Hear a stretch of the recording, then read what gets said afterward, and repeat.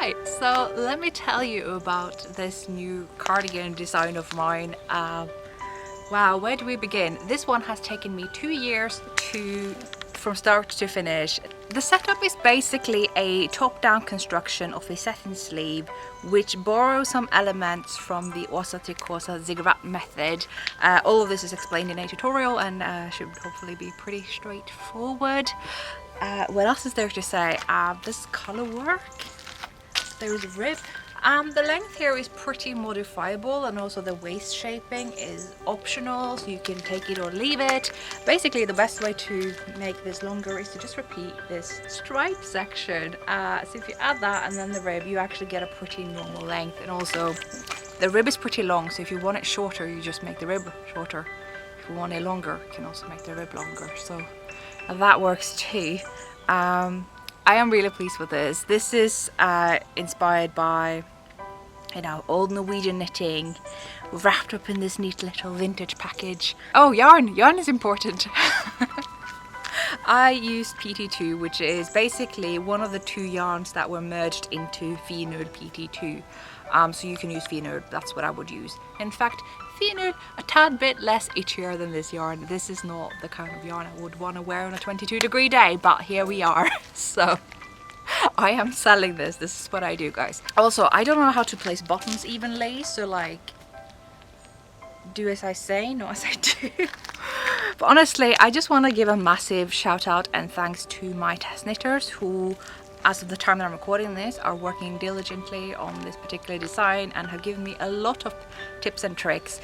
And what I found when I was doing this test knit was that basically half of the people got a result that was pretty much the result that I got, you know, because they had the same row gauge. Row gauge, that a little thing that you can't control. What do you do when your row gauge is off? Like, what do you do? Well, you work more or less rows, which should be pretty straightforward. But when you're working satin sleeves, there's, you know, the number of rows, they do things, you know, it's difficult. So I put that in the pattern. There's an appendix. So basically I put these little dots throughout the pattern. So if you are off in row gauge, which you can find at the very beginning, where the dot appears, just jump to the appendix and find some numbers that you might want to do instead. And it should be pretty clear which ones. It's just pretty straightforward.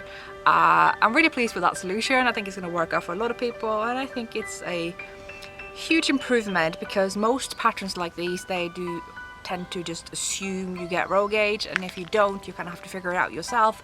So I just really wanted to offer up some yeah, options for you there. But spoon-feedy the modifications this time around.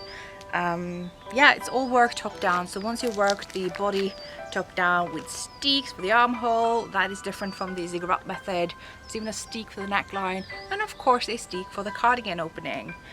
And all of these are snip snip cut open, and you pick up around the armhole for this sleeve here that you work as short rows, where I borrowed some elements from Elizabeth Dorothy's top-down method, and I think the fit is pretty neat. As you can notice also is that the shoulders kind of peak just ever so slightly.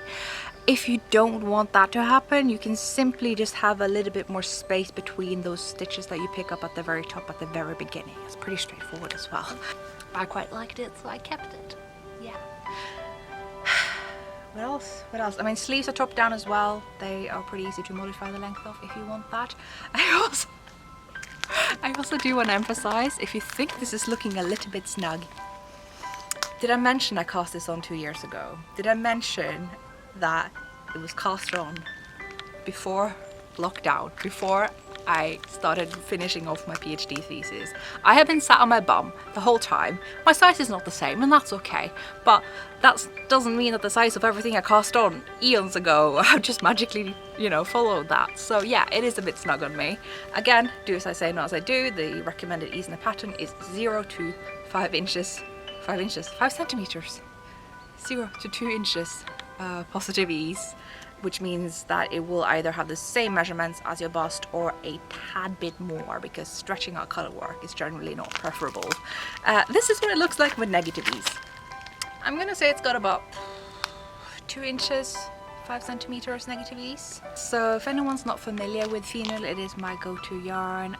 It's sort of a fingering to sport weight yarn, so it works out, you know, not too slowly, but you still get very nice light garments. You can of course use other yarns like Hold Super Soft.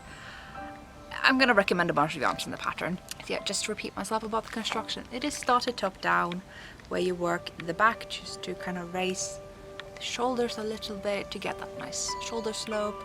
You then pick up for the front to do similar things. This is all explained in the tutorial. And the more you work in the round, the further down you get, you're probably going to be wanting to go up to a bigger circumference needle. So you start off with magic loop. If you want to, you can eventually change to a 16-inch 40 centimeter circular needle, and then you can go up to your usual preferred circular needle for sweaters. So pretty easy. You work that straight down after you shaped the neck opening. It's gonna look so weird when you're doing it. It's gonna look really weird. You're gonna have this like super like zipped up together, and it's gonna be this weird loop in the front for the neckline. Oh, there's the dog. It's not my dog. That's nice. And then you shape for the arm side here, just to get your full bust size.